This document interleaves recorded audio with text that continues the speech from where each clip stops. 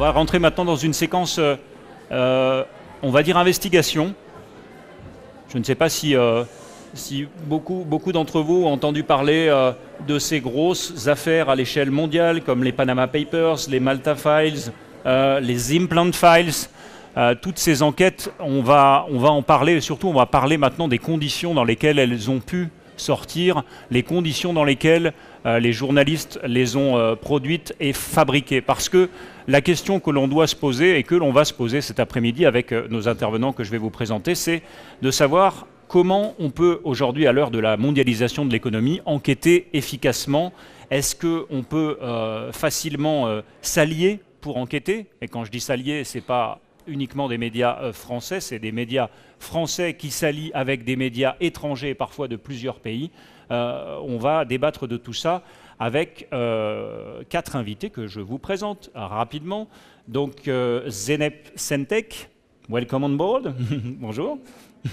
Alors, vous êtes directrice de Black Sea. Black Sea, c'est une organisation, on verra dans quelques instants, qui a eu le mérite et en tout cas tout l'intérêt de sortir notamment les Malta Files, une enquête qui démontrait toute l'ampleur des paradis fiscaux existants sur l'île de Malte. On en parlera dans un instant. Et Yann Philippin, qui est journaliste au service enquête de Mediapart. Bonjour Yann. Bonjour. Jacques Monin, qui est le directeur de la cellule investigation de Radio France. Et oui, ici aussi, on a une cellule d'investigation et elle sort régulièrement des scoops. Bonjour Jacques. Bonjour. Et Laurent Richard, qui lui est le fondateur, créateur et donc petite main, si j'ose dire, d'un site que vous connaissez peut-être qui s'appelle Forbidden Stories, dont on va détailler le fonctionnement dans quelques instants. Alors on va démarrer peut-être avec vous Jacques, peut-être parler les Panama Papers.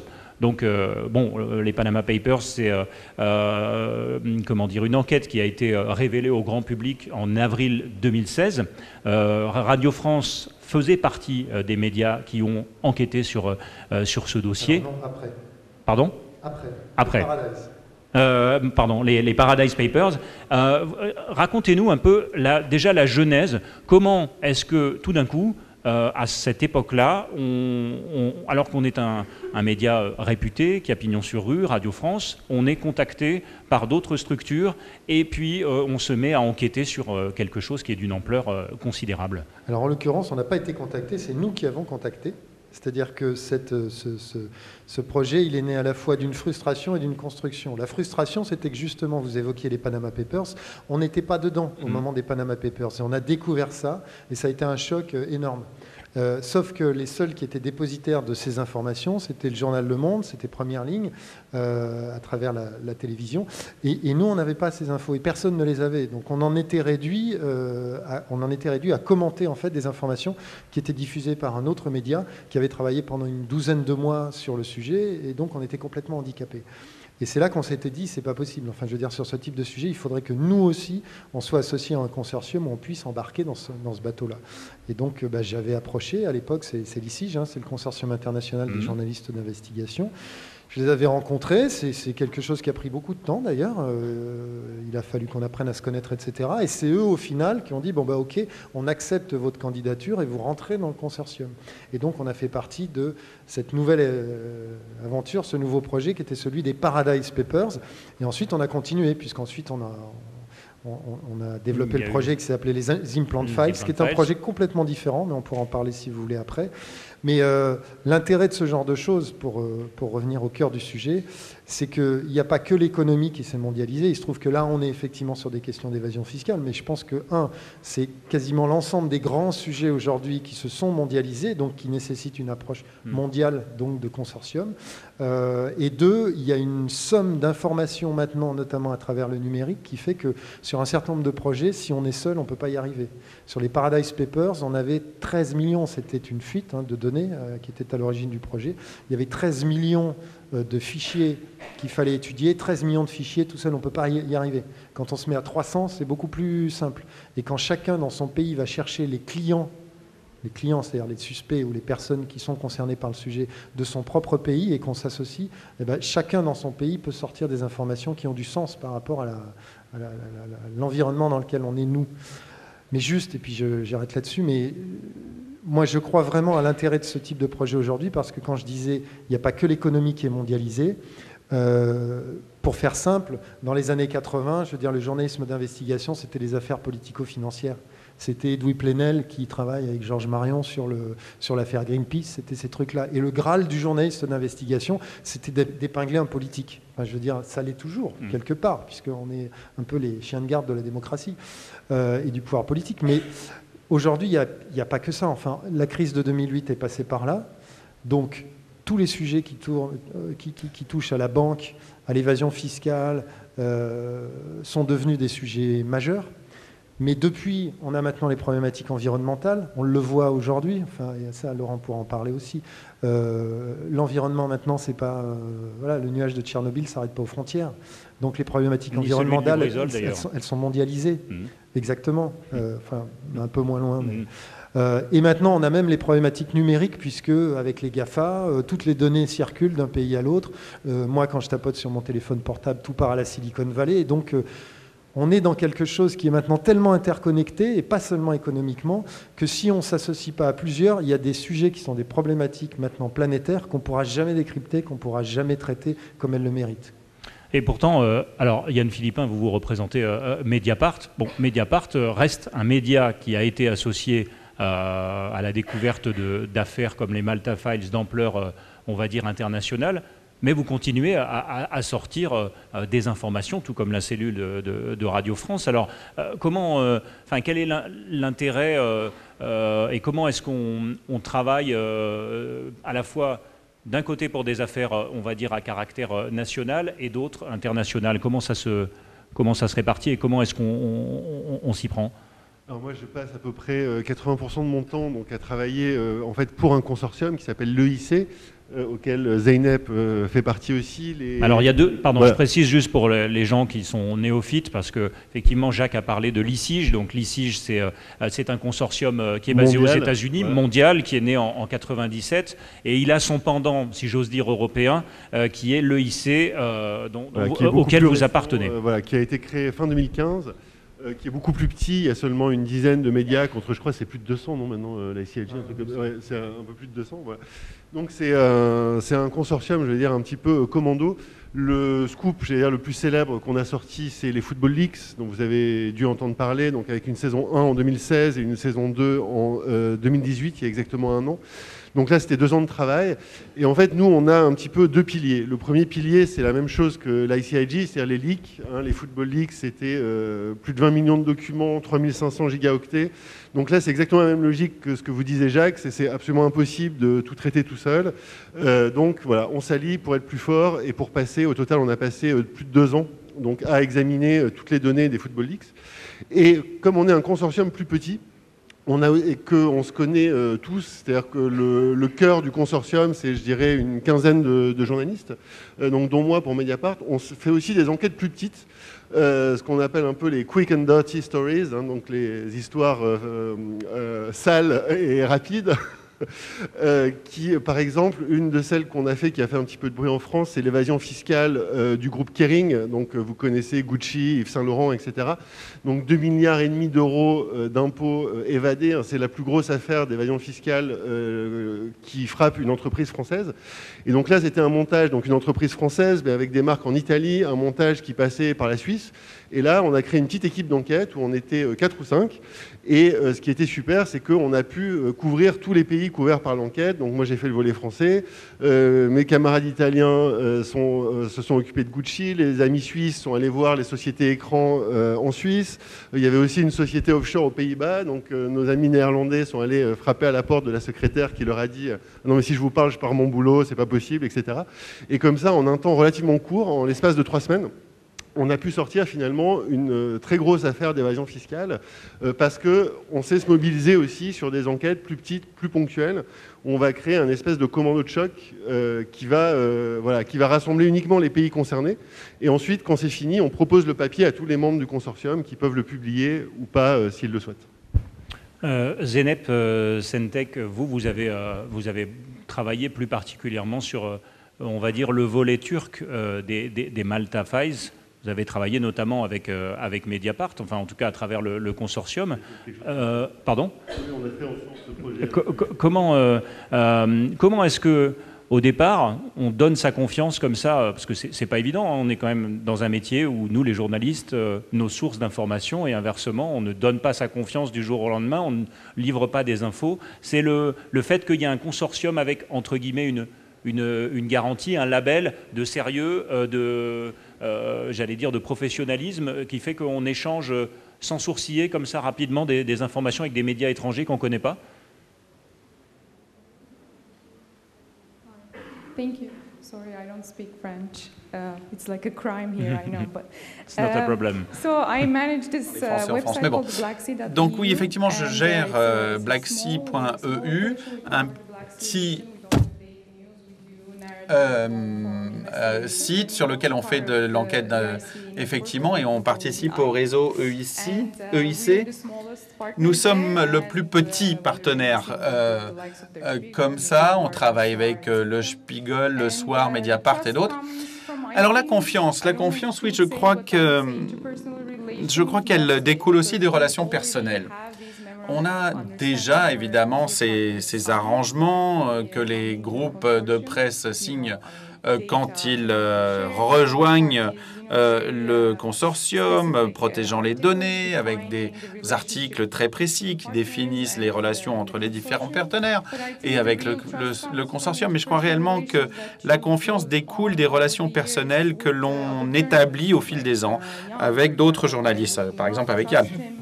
Je crois que je serais à peu près capable de lui faire confiance et de lui confier à peu près n'importe quelle information provenant de n'importe quelle source, et j'espère que lui aussi. Donc on est une douzaine, quinzaine peut-être de journalistes. On a effectivement commencé à travailler sur les Football Leaks. On avait une source qu'il fallait protéger, avec des informations qu'il fallait protéger, et on a travaillé ensemble, construit cette confiance. Alors il est vrai qu'il y a un autre défi, un défi qui se pose à nous, parce qu'on est le plus petit des partenaires. Il faut qu'on fasse nos preuves, qu'on montre aux grands que oui, on est aussi bon qu'eux et qu'on peut travailler pareil. Donc d'une certaine façon, c'est une double tâche pour nous. Il a fallu effectivement montrer qu'on était aussi bon qu'eux, même si on est très peu nombreux, mais qu'on a effectivement le même genre d'ambition. Donc effectivement, on a dû travailler sur ces questions, mais on l'a fait assez vite. Donc on fait partie du groupe maintenant. Voilà, donc Blacksea, petit aussi, bon, avec tout le respect que je vous dois, Laurent Richard, Forbidden Stories, vous, votre comment dire, vocation, c'est d'enquêter, c'est de faire de l'investigation, mais c'est surtout aussi, c'est le volet qui va peut-être plus nous intéresser cet après-midi, c'est de protéger les journalistes d'investigation, entre guillemets, notamment ceux, parce qu'il faut le dire au jeune public, quand on fait de l'investigation, on court des risques. Tout à l'heure, on avait un photoreporter qui allait sur des zones de guerre, et certains, malheureusement, n'en reviennent pas. Quand on fait de l'investigation, en France, certes, on est plutôt bien loti, bien protégé, mais il y a des pays où on risque clairement sa vie. Alors, qu'est-ce que Forbidden Stories Nous, on est aussi une structure à vocation journalistique. Donc, on ne protège pas en fait les journalistes, on protège les informations sur lesquelles travaillent les journalistes. Oui. Le Forbidden Stories, c'est aussi un consortium qui a pour mission donc de continuer le travail des journalistes qui ont été assassinés, qui ont été empêchés, arrêtés, emprisonnés, parce qu'ils travaillaient sur un sujet précis. Et notre... vous consignez leur matière première, le fruit de leurs recherches, et quand ils viennent à disparaître, vous reprenez l'enquête afin de la faire aboutir? Oui, on est en communication avec des journalistes qui sont en danger et qui, au cours de leur investigation, nous confient des éléments de leur investigation. Mais notre premier projet, par exemple, c'était après l'assassinat de Daphne Caruana Galizia à Malte. On a décidé de coordonner une enquête avec 45 journalistes, membres de 18 organisations de presse, avec Le Monde en France, avec Radio France, avec le New York Times aux États-Unis, avec le Guardian en Angleterre, avec deux objectifs. Enquêter sur l'assassinat, qui a pu assassiner Daphne, et le deuxième objectif, poursuivre les enquêtes de Daphne. Et Daphne Caruana Galizia a enquêté sur le blanchiment d'argent, des activités liées au crime organisé, la vente de passeports européens. Et ça, c'est des sujets qui sont extrêmement importants pour l'opinion publique. Et notre job à nous, c'est de poursuivre le travail, et en le poursuivant ainsi et en donnant accès à l'opinion publique à ces informations-là. C'est aussi de dissuader les ennemis de la liberté de la presse pour leur dire « vous avez tué le messager, vous ne tuerez jamais le message ». Et c'est là où la collaboration prend tout son sens. Il y a 15 ans, il y a 20 ans, on pouvait être licencié pour faute grave si on partageait une information avec son partenaire. Aujourd'hui, la tendance s'inverse. On a compris que la collaboration pouvait apporter de la protection. Ça ne fait aucun sens de tuer un journaliste s'il y en a 45 autres qui sont prêts à prendre la relève.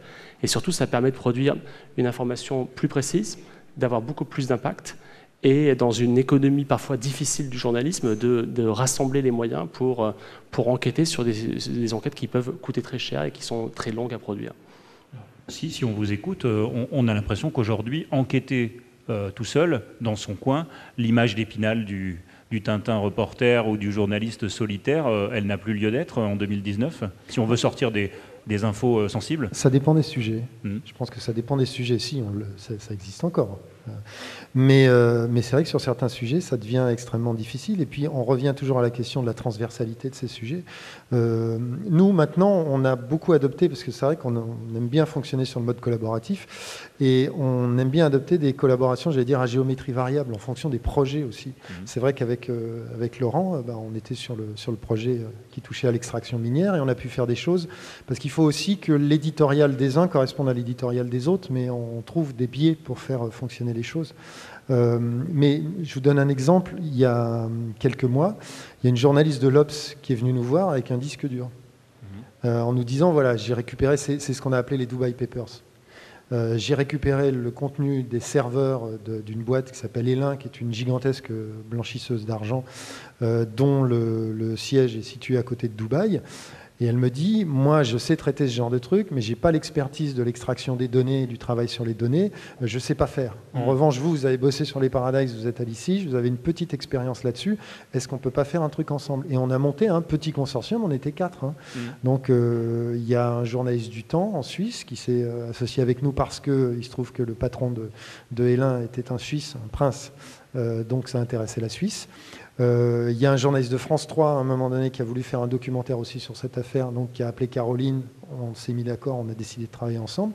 Ça veut dire que à partir du moment où on travaille ensemble, il y en a effectivement qui font le travail que les autres ne savent pas faire, mais on met tout en commun. Toutes les procédures sont codifiées, c'est-à-dire il n'y a pas une interview qu'on fait sans en informer les autres, et éventuellement on fait même les interviews ensemble, et on décide aussi de la date de publication ensemble, c'est-à-dire que quand nous on a sorti les Dubai Papers, on les a sortis le jeudi matin en même temps que l'Obs sortait son numéro. Mais là, c'était one shot. Ça se fait naturellement, il n'y a aucun souci d'ego par rapport à l'organisation du timing de publication, du champ des recherches de chacun des journalistes. Non, c'est-à-dire qu'il y a des discussions en amont sur est-ce qu'on crée ce petit groupe. À partir du moment où le petit groupe est créé, on l'a formalisé de manière officielle, un peu comme on le fait avec l'ICIJ, c'est-à-dire qu'on a tous signé un document dans lequel on s'engageait à respecter la date de publication, à ne pas diffuser le machin, à ne rien faire fuiter, etc. Mais parce qu'on borde aussi les projets juridiquement. Mais après, une fois qu'on est embarqué, qu'on fait partie, qu'on a signé le papier, on travaille ensemble. Enfin, mais moi, j'ai pas de souci particulier par rapport à ça. On a encore cette idée de journaliste qui veut, évidemment. On vit dans un monde de médias concurrentiels. Donc oui, on pourrait se dire, chacun protège ses infos et ne veut surtout pas les partager. Oui, mais Cyril, à partir du moment où on se met ensemble, justement pour être plus fort et sortir quelque chose qu'on ne pourrait pas sortir si on n'était pas associé, on joue le jeu de la collectivité. Après, évidemment, on fait extrêmement attention à ce qu'il n'y ait pas de fuite pour que la concurrence ne sorte pas les trucs avant nous. Mais entre nous, il n'y a pas de souci. De la même manière qu'avec ICIJ, là vous parliez de confiance, nous on n'est pas forcément dans un rapport de confiance. On connaît certains des partenaires, mais quand vous êtes avec 300 partenaires, vous ne les connaissez pas tous. Donc il y a juste un moment où il y a une règle du jeu que vous acceptez, c'est-à-dire vous rentrez dans le consortium. Il y a un site, enfin il y en a plusieurs d'ailleurs, sites sécurisés sur lesquels, dès que vous trouvez quelque chose, vous publiez, vous partagez avec les autres, et vous êtes obligé de jouer ce jeu-là. Et d'ailleurs, à l'ICIJ, si vous ne jouez pas ce jeu-là, c'est-à-dire que si vous aspirez le travail des autres, mais que vous ne fournissez pas, vous, de travail, ou que vous ne le partagez pas avec vos collègues, vous dégagez. Enfin, je veux dire, donc les règles du jeu, elles sont assez claires. Yann Philippin, c'est le même sentiment, tout ça fonctionne de manière naturelle, sans souci. La communication, les échanges avec les partenaires d'investigation, si j'ose dire. Oui, ça se fait assez naturellement en fait. C'est vrai que ça peut paraître contre-intuitif. Enfin, je voudrais quand même nuancer le propos. C'est que la plupart du temps, quand on est dans les consortiums, en général, il y a un média par pays. Et quand il y en a plusieurs, comme à l'ICIG, c'est des médias qui ne sont pas directement concurrents. C'est-à-dire qu'à l'ICIG, en France, il y a un journal, Le Monde, une radio, une télé. Donc les journalistes d'investigation sont quand même très attachés au... Je vous coupe 2 secondes, mais on se pose la question, encore une fois, peut-être moi, faussement, naïvement, pourquoi c'est toujours les mêmes médias qui sortent ces infos? Pourquoi, par exemple, on ne voit jamais ces infos dans d'autres journaux, comme, je sais pas, Le Parisien ou sur TF1 ou... Tout simplement parce que l'enquête, ça demande des moyens. À Radio France, il y a une cellule d'investigation, je ne sais plus combien vous êtes. Il y a 5 enquêteurs. 5 enquêteurs. Nous, à Mediapart, on est 10. C'est-à-dire qu'on a 10 personnes à temps plein qui font que ça, qui font que de l'enquête, qui font pas de news. C'est uniquement parce que les médias que j'évoque n'ont pas de journalistes d'investigation. Alors, ils peuvent en avoir, des choix éditoriaux. Mais ils n'ont pas forcément les moyens de le faire. Moi, par exemple, je suis quasiment à plein temps pour travailler avec le consortium. Je crois qu'il y a très peu de journaux en France qui sont capables de faire ça, c'est-à-dire de dédier un journaliste presque à plein temps à faire des investigations internationales très longues, etc.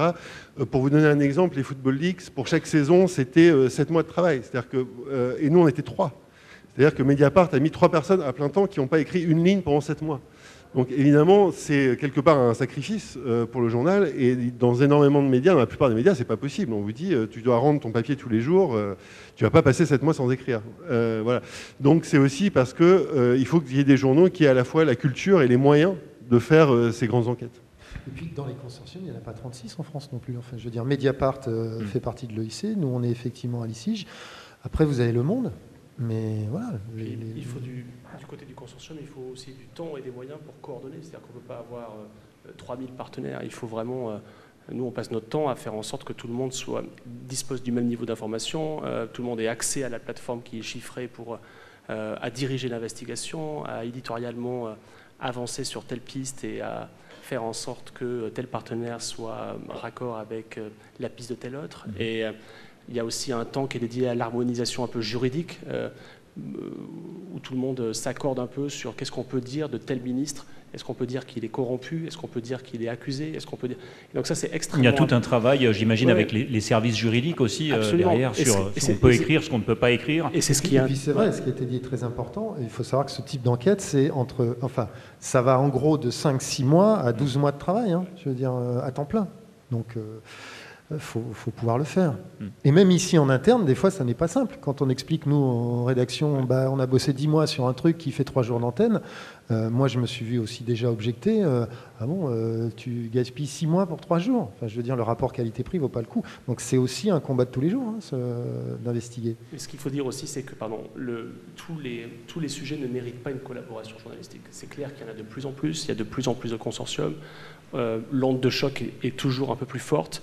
Mais il y a des sujets qui ne méritent pas un traitement collaboratif. Là où on a un besoin de collaboration, c'est quand il s'agit de crimes qui traversent les frontières. Alors le journalisme doit traverser les frontières et doit aussi supporter des collaborations, justement parce qu'on a besoin des compétences des uns et des autres pour obtenir les interviews, décrypter un document, avoir accès à une source. Et on a besoin d'être ensemble là-dessus. Et puis ensuite aussi, juste un aspect extrêmement intéressant à la collaboration, c'est la puissance juridique de ce qui est délivré et de ce qui est publié. C'est-à-dire que ce sera bien plus compliqué pour une entreprise de porter plainte contre un journal s'il y a 45 autres journaux qui ont publié aussi les informations. Donc ce sera, les journalistes en seront plus costauds et plus forts, plus solides. Sachant, pardon Laurent, mais que quand on fait par exemple les Paradise ou les Panama, on vise, les cibles sont parfois des multinationales qui ont des cabinets d'avocats avec des dizaines, voire des vingtaines d'avocats qui travaillent sur les dossiers. C'est sûr que si vous êtes seul face à ces gens-là, c'est pas simple. Quand on est 200, c'est plus simple. Zeynep Sentek, vous, à Black Sea, si vous n'aviez pas la chance de faire partie de ce consortium européen, vous ne pourriez pas travailler, vous n'auriez pas le même rendu en termes d'enquête, de travail journalistique? Écoutez, on ferait encore de l'enquête, mais la portée ne serait pas la même. Avec les multi-files, avec le Malta Papers, on a effectivement réussi à atteindre des documents qui n'étaient pas très accessibles. On a eu des indices sur la corruption dans l'État turc, y compris avec les Erdogan. Et on a commencé à se rendre compte qu'effectivement, on aurait peut-être besoin d'un peu d'aide ici ou là, parce qu'effectivement, des documents d'entreprise, ça semble assez facile à accéder, mais quand on a différentes entreprises dans différents pays avec différents types de documents financiers, ça devient très complexe. Et avoir le réseau, ça nous a permis d'avoir une vraie aide, ça nous a permis d'interpréter le sens de ces documents, et puis on a pu mettre en place ce projet où des documents montraient qu'il y avait effectivement de la corruption qui touchait la famille Erdogan avec les 25 millions en pétrole. Donc, on avait cette histoire. C'était compliqué, c'était ardu, mais on avait réussi à établir cela. Mais une fois qu'on avait cette information, qu'est-ce qu'on en faisait? Nous sommes une petite plateforme, quelques collaborateurs, on était très vulnérables. Et effectivement, avoir le réseau, on s'est dit, écoutez, publiez tout ça, puisque c'était à propos d'Erdogan, tout le monde était très intéressé. Et je crois qu'il y a eu, j'ai oublié, 12, 13, 15 qui ont publié cela en 15 langues, en turc, en anglais, en français, en allemand, même en maltais, tout ça le même jour. Et après quoi? Eh bien, on ne peut pas interdire Mediapart. On ne peut pas interrompre sa publication. On ne peut pas traîner Spiegel en Allemagne, où l'État turc ne pourrait pas faire un procès à Yann. Ça ferait un vrai procès. Donc, il n'y avait pas grand-chose à faire. Et évidemment, ils se sont attaqués à notre site web. Il y a eu des hackers qui l'ont attaqué, mais bon, on l'a rétabli. Et puis, l'histoire était rendue publique. On a eu des embêtements, mais tout le monde était au courant. On a compris que vous étiez plus fort, et puis comme il y avait une multiplicité de publications, l'État, en l'occurrence les personnes visées, étaient beaucoup plus en difficulté par rapport aux accusations qui étaient portées. Je voudrais juste que vous nous disiez assez rapidement tous, est-ce que vous pensez que la multiplicité, la médiatisation renforcée, puisque plusieurs médias déclinent cette information, est-ce que ça a un impact et est-ce que ça fait bouger les lignes, notamment la justice, quand on sort, davantage que quand c'est un média isolé qui sort une information dans son coin, même si elle est retentissante? Est-ce qu'on a le sentiment que ça provoque ça a plus de conséquences que dans un cas d'enquête unimédiatique, si j'ose dire?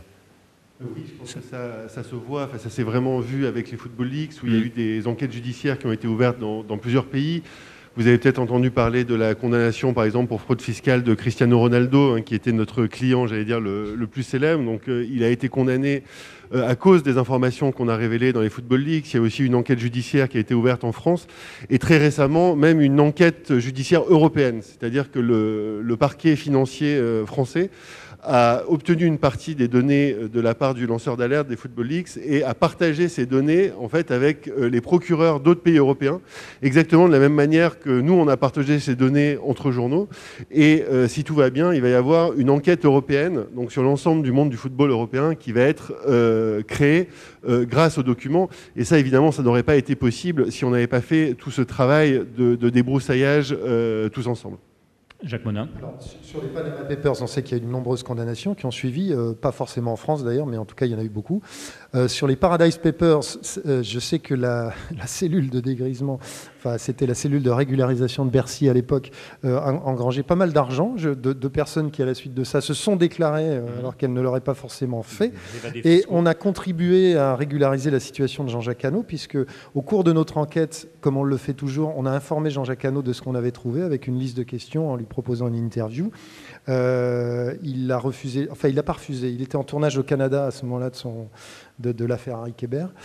Donc c'est son avocat qui nous a accordé l'interview en question, et son avocat nous a remerciés parce que grâce à nos questions, avant publication et juste avant la fermeture de la cellule de régularisation de Bercy, il a pu déclarer son dossier qui a été jugé recevable, et à partir du moment où le dossier est reçu, vous savez qu'il ne peut plus y avoir de poursuite, ça c'est l'anomalie française, mais devant la justice. Donc Jean-Jacques Hano a échappé quelque part à la justice grâce à nous, mais il a quand même payé, alors je ne sais pas à quelle hauteur, l'amende qu'il devait pour avoir fraudé le fisc pendant quand même une vingtaine d'années. Après, il y a d'autres conséquences qui ne sont pas, pour le coup, des conséquences en termes pénals, mais sur les implant fines, on a quand même eu une grande victoire, qui est le retrait du marché des prothèses macro-texturées, dont il était avéré qu'elles avaient provoqué une cinquantaine de cas de cancer, quand même, de lymphome, de cancer du sein. Donc il y a aussi ça, c'est-à-dire que la pression mise sur la NSM au bout d'un moment était telle que la NSM a organisé une espèce de grand-messe publique, de consultation, etc., alors qu'elle avait tous les éléments pour prendre la décision avant, mais en tout cas elle a mis en scène ça. Mais à l'arrivée, ça s'est traduit par effectivement le retrait de cette prothèse qui a été ensuite retirée dans de nombreux autres pays. Donc oui, parfois ça débouche sur rien, mais parfois ça débouche sur des décisions. Laurent Richard.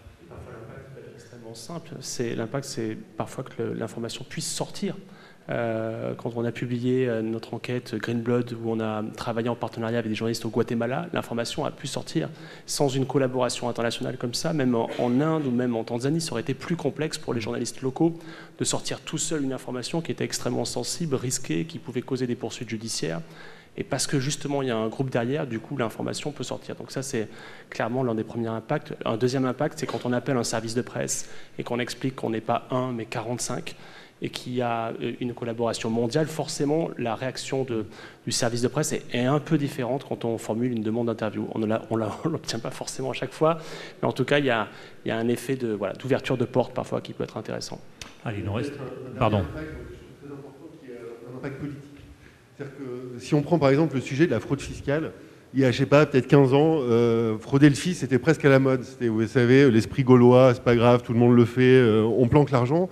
Depuis, il y a eu les Panama Papers, les Paradise Papers, les Malta Files qu'on a fait avec l'EIC, d'autres enquêtes faites par d'autres consortiums, comme l'OCCRP, par exemple, sur le blanchiment d'argent dans les pays de l'Est.